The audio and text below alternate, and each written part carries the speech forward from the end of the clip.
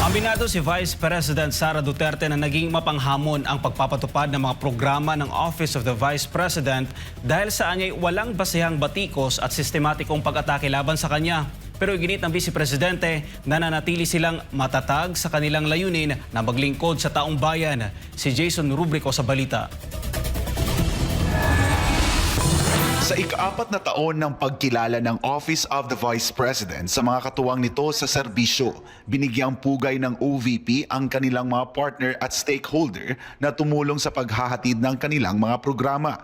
Sa temang pasidungog sa kabag-uhan, ipinagdiwang ng OVP ang mga tagumpay na bunga ng pagtutulungan at malasakit. Sa kanyang mensahe, inamin ni VP Sara na naging mahirap ang pagpapatupad ng kanilang mga proyekto at programa dahil sa mga batikos at pag-atake laban sa kanila.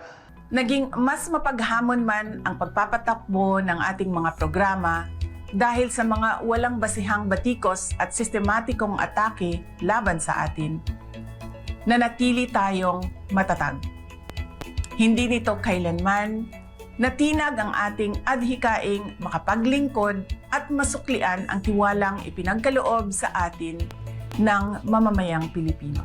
Ayon kay VP Sara, naging posible ang pagpapatupad ng mga programa ng OVP dahil sa suporta ng iba't ibang stakeholder at partner. Kung kaya't, buong pusong pagpupugay ang aming ipinapaabot sa bawat ahensya ng gobyerno, pribadong kumpanya, organisasyong sibiko, lokal na pamahalaan, at mamamayang hindi napagod magmahal at magmalasakit sa ating bansa. Kayo ang tunay na lakas ng ating mga programa. Ibinida rin ni VP Sara ang mga naging tagumpay ng OVP sa mga nakalipas na taon, kabilang ang Medical at Burial Assistance Program, Libreng Sakay, Disaster Relief Efforts, Magnegosyo Taday Program, Rice Program, Kalusugan Food Trucks at Pagbabago Campaign. Giit ng Vice Presidente, sa kabila ng mga hamon ay mananatiling tapat ang OVP sa tungkulin nitong ilapit ang serbisyo ng pamahalaan sa mga Pilipino, lalo na sa mga nangangailangan.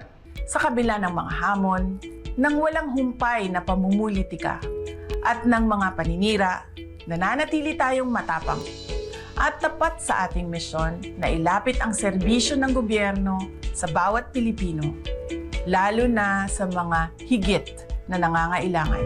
Sa huli, sinabi ni VP Sara na iisa lamang ang bayan at pinagmulan ng mga Pilipino, kaya nararapat itong protektahan. Kung kaya't karapatan nating magkaisa, manindigan at buong tapang na protektahan ito. Katungod nato nga maghiusa og mangisog para panalipdan kini. Mahalin natin ang Pilipinas ng totoo, ng walang pansariling interes at ng walang takot. Para sa Diyos at sa Pilipinas kong mahal, ako si Jason Rubrico, SMNI News.